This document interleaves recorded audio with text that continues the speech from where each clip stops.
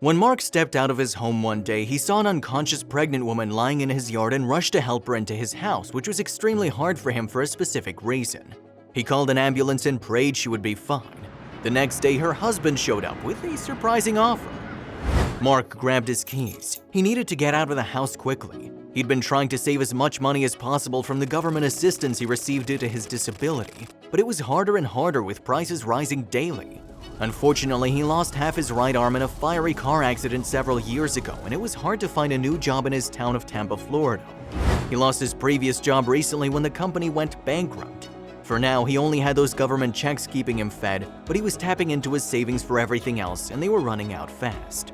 One of his friends had gotten him an interview when he was on his way, but after closing and locking his door, Mark turned around and got the shock of his life. A pregnant woman was lying prone on his lawn, and he had no idea how long she'd been there.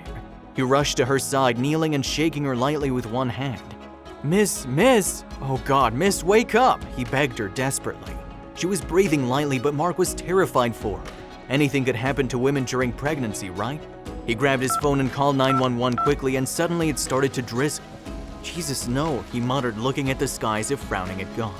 His eyes returned to the woman, and he couldn't leave her in the cold grass with rain coming about to pour. So with his full strength, he lifted her with his left arm while his right elbow helped keep her in place and brought her into the house. He was wheezing heavily when he gently laid her on his couch. Sweat dripped off his forehead as he stood back up and went to his doorway to keep an eye out for the ambulance. Finally, it came, and he explained to the paramedics that he had to move her because of the rain. Please tell me I didn't do more damage, he begged them.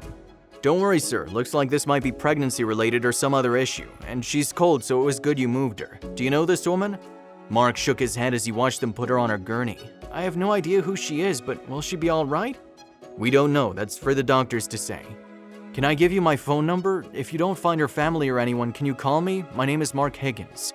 It's not really our protocol, but I'll see what I can do, the paramedic said, noting down his number and leaving with the woman. Mark closed his door and sat down on his couch, hoping his heart would stop beating so fast. Suddenly, he remembered his interview and looked at the clock. He was insanely late for it. He dashed to his car, praying they would wait for him. The following day, Mark checked his phone and saw no calls, which meant that his interviewers probably didn't like him due to his tardiness. But on the bright side, they hadn't called from the hospital either, so they must have found the pregnant woman's family.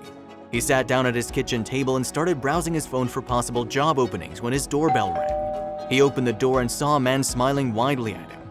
Hello, Mr. Higgins. Yes? Mr. Higgins, my name is Connor Lawrence. You found my wife yesterday in your yard, the man revealed, offering a bright smile of relief. Oh yes, hello, call me Mark, please. Come in. How is she? What happened? I didn't see what happened to her. I had no idea how long she was unconscious, he rattled off. I know, Mark.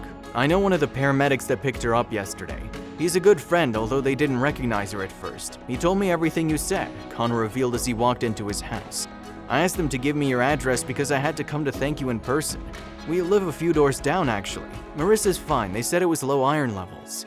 Oh, is that dangerous? It can be, I think, but the doctors told me it wasn't too bad in her case. They're going to control it with medications, Connor explained, and Mark nodded in relief.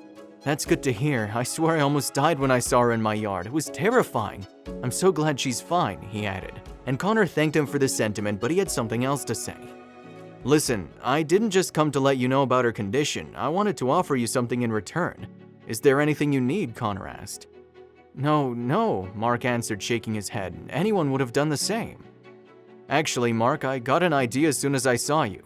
I'm a biomedical engineer and I work with a hospital all the time creating prosthetics.